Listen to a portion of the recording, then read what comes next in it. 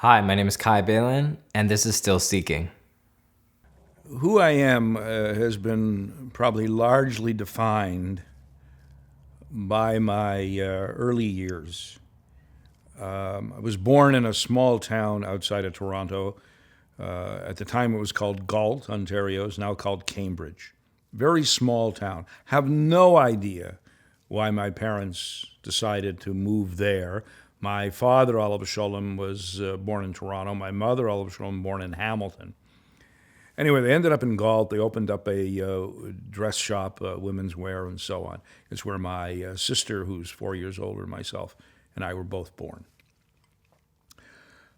And I was there almost 9 years before the family ultimately moved to Toronto. But during that 9 years, those formative years for me were defined primarily by antisemitism. A deep-seated hatred for Jews that was expressed to me by fellow students, by teachers, by going to the YMCA and being told, you know, Bregman, you're very, very lucky we're letting you in because it's the YMCA, the Young Men's Christian Association. Comments like that. Or if I would be away for the High Holy Days and my mom would write a letter to the teacher, please excuse Philip wasn't in class yesterday, was in synagogue for the Jewish High Holy Days, commemoration of the Jewish New Year. And the teacher would read the letter to the class and say, Philip was away observing his New Year, can't observe our New Year, has to have his own New Year. It was comments of this nature. Came home one day and my nose was bleeding and so on, and my mother saw me at the door, and I was expecting her to sort of coddle me and everything, but she did. This was a really important time in my life, a seminal moment. She said, "What happened?" I said, "Some guy beat me up. I don't know who Jesus is, but he said I killed him." And my mother said, "What'd you do about it?" I said, "What do you mean what did I do about it? He punched me in the nose. I'm bleeding."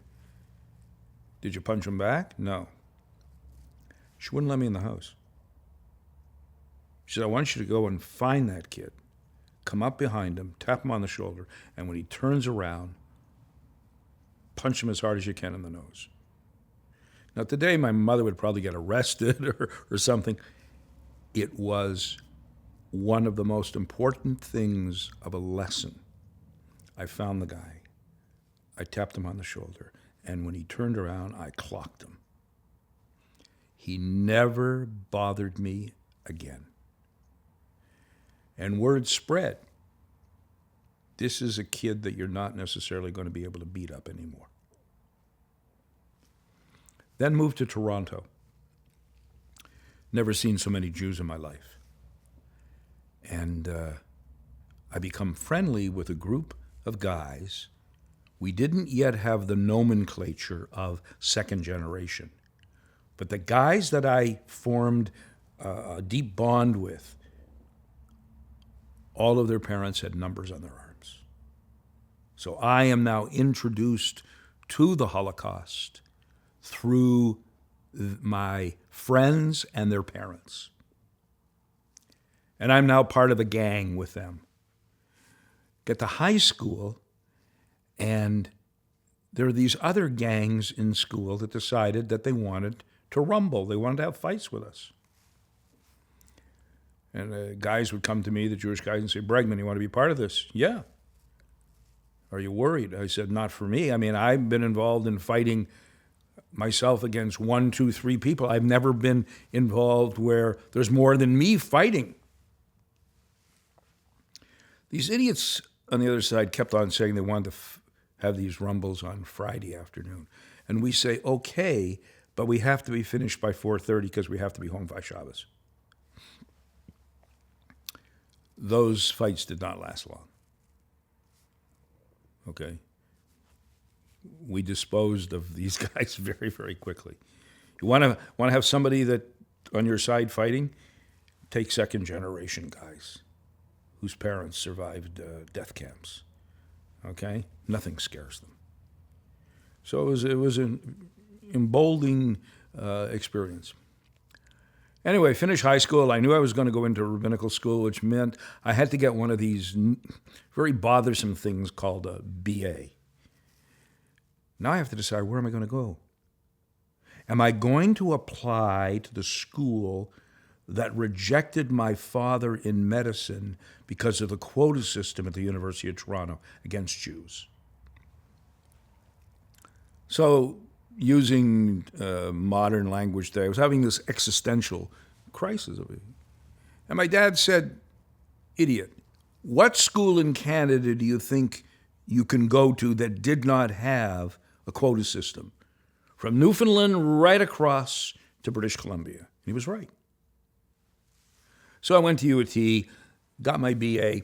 Don't really experience any real anti-Semitism at school, although I did have a job for a short time working for a large department store in Toronto, Simpsons, and unbelievable amount of anti-Semitism amongst the co-workers when I decided this is bullshit.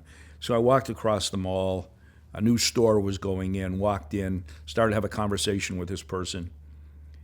And he said, "You got experience in consulting?" "Oh, yeah." And he said, "Yeah, right, nonsense."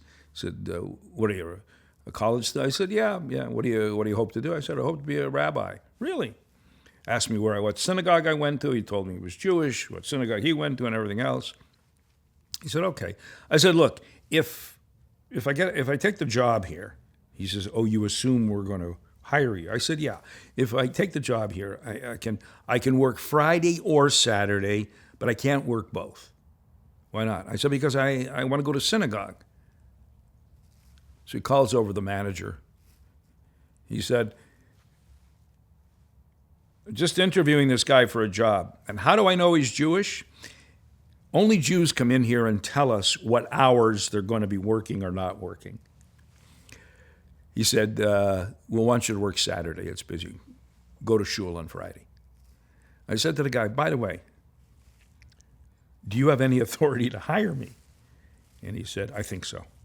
I said, "Okay, why?" He says, "Because my name's on the outside of the store, and that's the first time I met Harry Rosen." And so I worked with at that store for a couple of years, finishing off my B. It was a great experience. It was terrific. Ultimately, I go into rabbinical school. Didn't find too much anti-Semitism there. Come back to Toronto to do an MSW. Found a lot of anti-Semitism in the School of Social Work amongst faculty, which is really crazy because half the faculty were Jewish. And the other half, I think, were just really, really jealous or whatever. Had some experiences there. Anyway, stayed in Toronto for a couple of years, worked as a rabbinic therapist at Jewish Family Child Service. It was great. Went on to New York, to outside of New York City. New Rochelle was an assistant rabbi, a large suburban congregation. Was there for 3 years. Met my wife, got married. It was time to move on and saw that there was an opening in this small congregation in a part of Canada I knew nothing about except it's a bunch of hippies and all they do is smoke pot, okay? AKA Vancouver. Came out here in May of 1980, had an interview. It was a sucker weekend. Beautiful, the sun shining, everybody, their boats are in the bay, in the harbor and everything else, little snow caps still on grouse or whatever. Anyway, decided to accept the position at a very small congregation at the time, Temple Sholom, and came out here in 1980. January 25th, 1985, I get the call around 1 o'clock in the morning from the fire chief. "Rabbi, your synagogue has been firebombed and destroyed."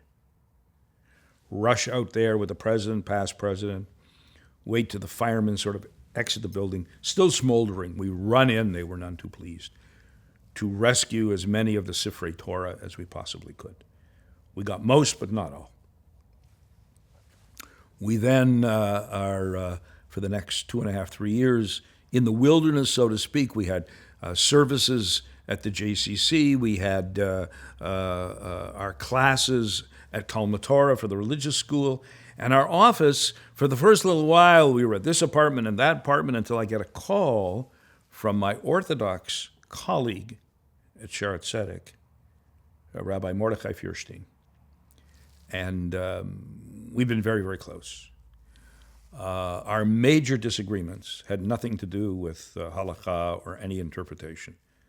Our major disagreement is that he was a Boston Red Sox fan and I was a Toronto Blue Jays fan. And so that's where the real... And he said, Phil, I've got space in my synagogue, and I'd like to invite you and your staff in. I said, Morty, are you nuts? You're going to get hell, aren't you, from the rest of the community?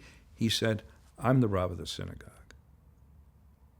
And we came in. And for 2.5 years, our offices were at Sharet Tzedek while Temple Sholom was being built. And this is the amount of money that they accepted in rent. It made a statement. It was a phenomenal statement, ever indebted to Rabbi Feuerstein and Sharet Tzedek. Anyway, we rebuilt, and the congregation continued to grow and to grow, and I ultimately decided when they offered me a long-term contract that it would take me to 2013, 65. That was when I did the contract, that was the time of people were retiring, and that's why. And as I was getting close to it, people were saying, you want to extend? I said, no. I think I want to retire when I still have some brain cells operating and so on. And so I did,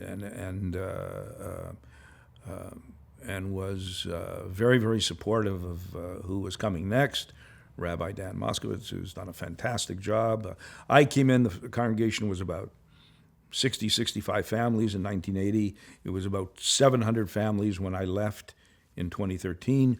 Congregation is now at 1,000 families, continued to grow, fabulous.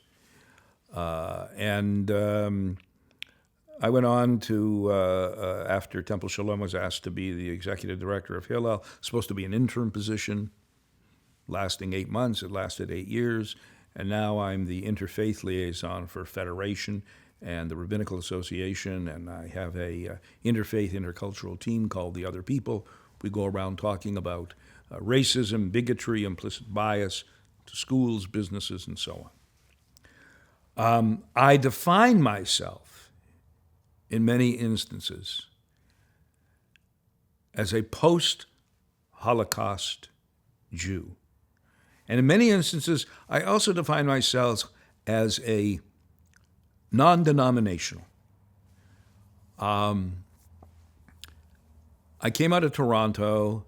My rabbi was Gunter Plaut, Oliver Sholem, who brought a sense of tradition back into the Reform movement. Canadian Reform was, and probably to a certain extent still is, much more traditional than what you find in terms of American Reform. And in many instances, we're more akin to the conservative movement in the States. I was the first congregant, I believe, at Holy Blossom Temple to wear a talit. I started to observe kashrut, my understanding of dietary regulations, around the age of 15 or so. Having had all the arguments why not to, I wanted something in my life that was going to outwardly help me define who I am in society. Ultimately, I came to a conclusion as to what my kashrut is going to look like. I need a sense of consistency, okay? I don't care about dishes. I believe people can wash dishes. I don't mix milk with meat. I eat only kosher meat. I don't eat shellfish. Will I go to a restaurant and have vegetarian or now vegan or whatever? Absolutely. Okay? And so that is the kashrut that I'm 76, and so this has been going on for some 62 years or something or other of my life to this day. And again, I'm not concerned about milchik and fleishik and this and that in terms of dishes, but I separate out milk with meat. I don't combine them. I don't eat that much meat to begin with, but when I do eat meat, it needs to be kosher and not mixed with any milk products and so on. This works for me. It was the kashrut actually that I introduced at Temple Sholom, and that opened up all sorts of things in the community where the community said, this makes sense. This is good. Whereas people before, they wouldn't necessarily go to the temple or whatever because they didn't think there were any rules or regulations and everything. Now they take a look at the rules and regulations, yes. So I allow people to bring in baking from their homes or whatever. But to make sure, if we're serving meat, that none of that baking has any milk products in it. And I have a trust in the congregants that I'm going to believe them. Okay? I have no reason not to. And if somebody is having a bar bat mitzvah and they have an uncle, they have a parent, they have somebody who absolutely wants kosher food from one of the caterers, we'll make sure that happens. Okay? And so on. So I introduced into the congregation more and more traditions. They didn't have slichot services when I got here. They didn't have second day Rosh Hashanah when I got here. They really didn't even have Saturday morning services on a consistent basis. Didn't have morning minions. Didn't have a talis rack. All of these things, slowly I kept on adding and adding and adding. Okay. And do I see a differentiation between orthodoxy and I wish I had a better description than non-orthodoxy, but yeah, I do.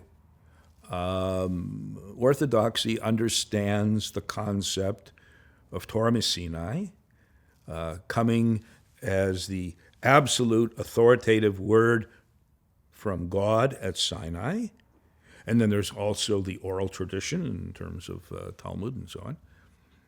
But that it's ultimately clear you can have certain discussions about what the kashrut or what the halakha is of this, but there's no discussion really about whether you do or you don't do. Whereas in non-orthodoxy, everything is going to be open for discussion. And that's okay. But in a synagogue, I want there to be certain parameters because I don't want the synagogue simply to be just another place. I want it to be a place that has some boundaries, has some definition. And from that, you may decide to incorporate this into your personal life or not. My Judaism is always evolving, okay? And the title of your of this film, struggle or wrestling, and I believe that one of the most important stories is that of Jacob. Jacob wrestling. Of course, who's he wrestling with? Is he wrestling with God? Is he wrestling with an angel? Is he wrestling with Esau? Most importantly, I believe he's wrestling with himself, trying to understand. Okay? And before that wrestling match, in last week's Parsha, he has this dream. And there's this ladder going up and down, and angels and so on. And he wakes up from the dream. And he says, surely God was in this place. And then he says, Vani lo yadati. And I, now the question is, why is the word anochi really in there, meaning I, when in fact the phrase lo yadati would suffice to simply say, and I didn't know it. If you translate it literally and it says, I didn't know it. And in reading Larry Kushner's book on this, Larry comes up with a brilliant, I believe, understanding. The reason that Jacob didn't know God was in that place is that there was too much Jacob. I didn't know it. There's too much ego. No room for anything else to come in. So we have to take a look at the world, and I do in that lens. Okay. Do I allow God to come into my life? How do I allow God to come into my life? Is God at times very inconvenient?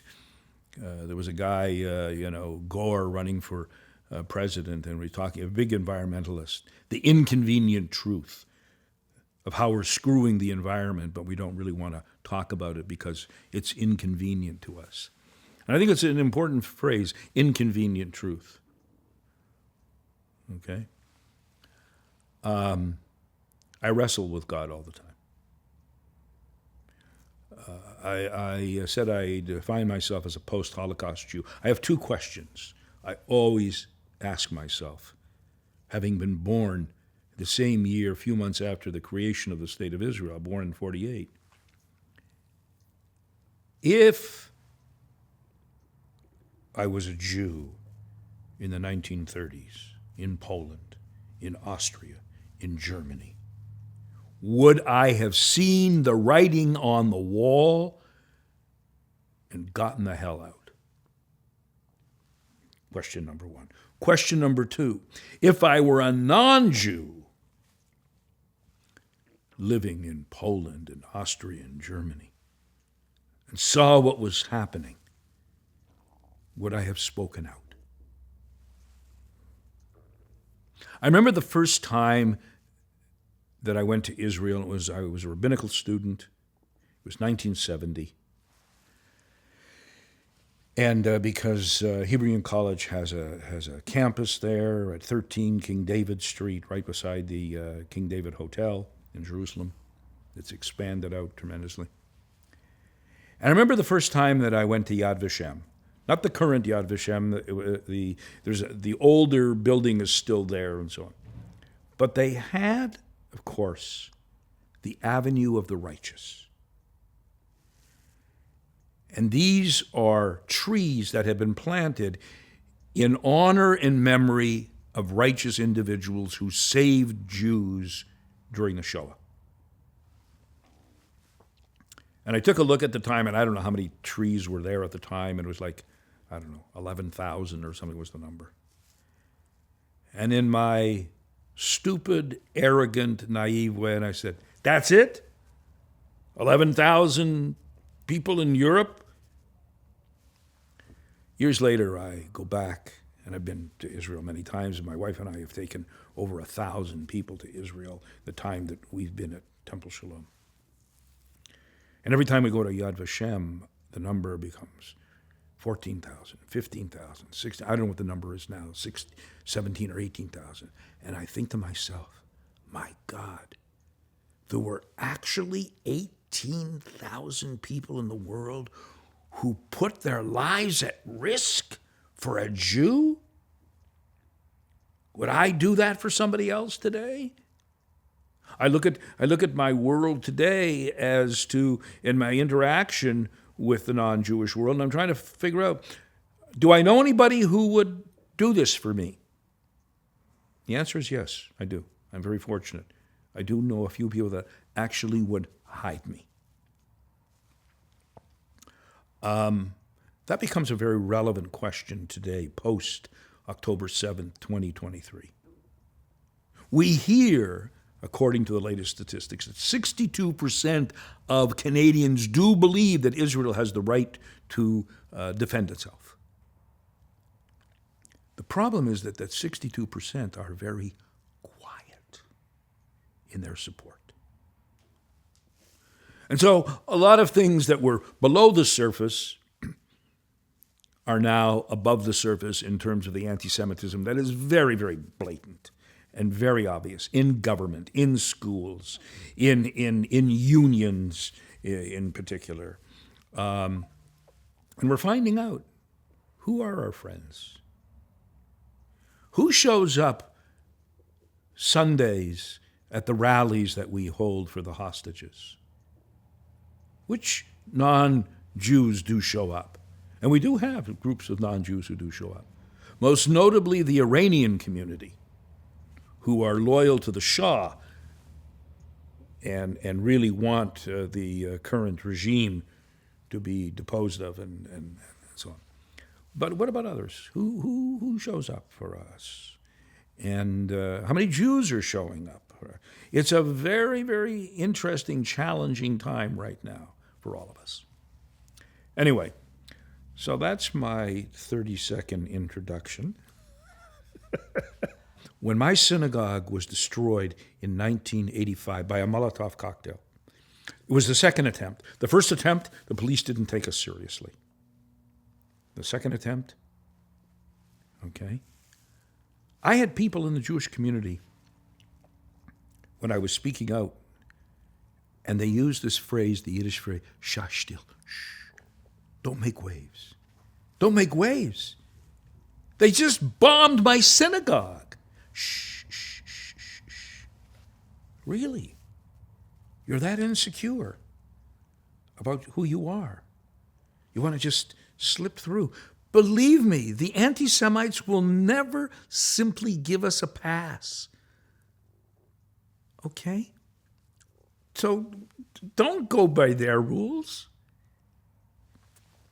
Today we still have Jews who, let's not talk about it. Let's not talk about it. You should hear what's going on in schools, hear what's going on in businesses. I get those calls all the time where people are signaled out. Where a kid in a public school, a kid in grade 3 or 4 is said by a teacher, explain what your people are doing in Gaza and killing people. A kid in grade 4 or 5 is supposed to give an answer, and some moronic teacher poses that question. This is what we've been dealing with since October 7th, 2023. I wear a kippah all the time, and that became very, very sort of unusual when I first got here, where people were saying, are you Orthodox? No, I'm Jewish. This does not belong to any particular group. And you were talking about it in Israel. I will not let them take my kippah away from me because of some people think, oh, you're this group or that group. Get to know who I am, okay? Don't judge me on the fact that I'm wearing a kippah and what type of kippah I'm wearing. And, in Israel, they're nuts in terms of having these categories. If you're wearing a kippah, you're not going to, is it a knitted kippah? Is it this kippah, that? All of a sudden wanting to put you in a category. No. I'm very, very aware of my wearing a kippah here. I want people to know Jew lives here. You want me? I'm in full view. I'm not hiding. I'm upset when Jews are no longer wearing a Magen David if they were, or wearing a kippah, or having any, okay? I mean, I have an additional thing. Of course, I'm wearing this dog tag that was given to me by a survivor of Kibbutz Be'eri. Okay, it says bring them home, but it really means my heart is broken in Gaza. Let people ask me what it's about, okay? And for the most part, I have not had any negative experiences here. Oh, I had one guy yelling at me down after the rally or something. some guy down in the art gallery. He came and said, "Hey, Jew, what are you going to do with all your money?" And I said, "Well, that's an interesting question. I'll probably be giving some of it away, but most of it will probably go to my kids and my grandchildren." He didn't know what to do. And all of a sudden, people heard the response, and Jews came running up to me. "Are you okay?" I said, "Why would I not be okay? Okay, come on. We've got to have a stronger backbone. You know, some moron makes a comment should not send us into a pit.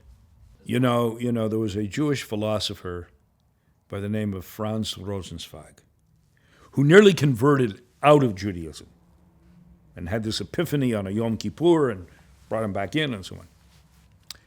Anyway, Rosenzweig, when he was asked, did he do a certain Jewish tradition, whether it was kashrut, whether it was talis and tefillin, blah, blah, blah, blah. If he did it, fine. But if he didn't do it, he would never say no. His answer was, "Not yet." Okay? So I'm saying that Israel is, to me, in the not yet mode. Okay? There's a lot of repairing that's going to have to happen after this war in Gaza comes to a conclusion. There's a lot of refuah. It's going to be generational because of the devastation that it has caused with, I would dare say, almost every, if not every family in Israel being affected through loss and pain and misery. And not only the 809 IDF people, that's the number I heard maybe 2 days ago, God knows what it is, but the number of injuries that have taken place, psychological, physical, emotional. In this refuah, I'm hoping we will gain a greater understanding of the importance of inclusivity in Israel. Okay? Israel has a lot to learn from the diaspora. And we, as Jews here, have a lot to learn from Israel with regard to strength and standing up for ourselves. One of my big concerns of our kids today is whether or not they're strong enough, physically, mentally, emotionally, spiritually, to go into the world, especially to go onto campuses today and say, "I'm a Jew, I'm proud of it, I'm not going to be browbeaten by some stupid professor or some stupid union. This is who I am. And I will fight for that. And if it means physically, okay, physically. Certainly emotionally, intellectually. I'm concerned that we don't have that strength with the younger generation. And that's something we have to take a look at. So Israel has a lot to learn from us. We have a lot to learn from them. Israel can learn from Vancouver what a Chevra Kadisha can look like, what a rabbinical association can look like, what collaboration amongst the various aspects of Judaism looks like. That's what Israel can learn from in the diaspora in particular. And I'd say in Vancouver, Dafka, because we've seen it working for so many years here.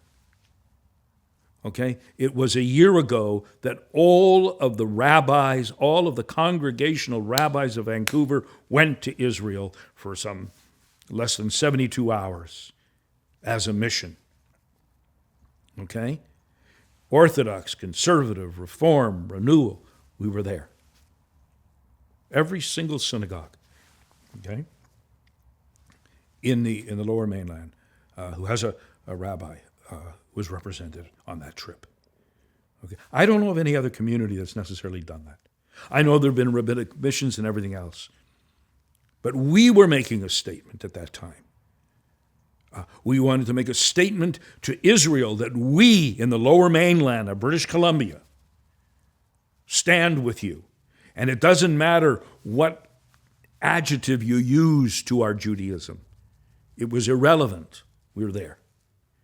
And we're making a statement to the Jewish community of the lower mainland because it involved the North Shore and it involved Richmond as well as Vancouver, that we as a rabbinic group stand with Israel. We will have differences of opinion of certain things, but we are physically going to go there and make a statement. We have done this time and time again. And I think Canada, United States, Israel, places in Europe can learn from us. There's a lot we don't have in the community. And hopefully with growth we will have more choice of kosher food and so on. But as far as respect and caring for each other, I think we are an important dogma, example to the world. Amen. Amen. Thank you so much. It was a great interview. Thank you. I'm really grateful that you agreed to do this. Thank you for watching this episode of Still Seeking. There'll be more episodes posted in the future, and if you want to get notifications, you can hit the bell button and subscribe.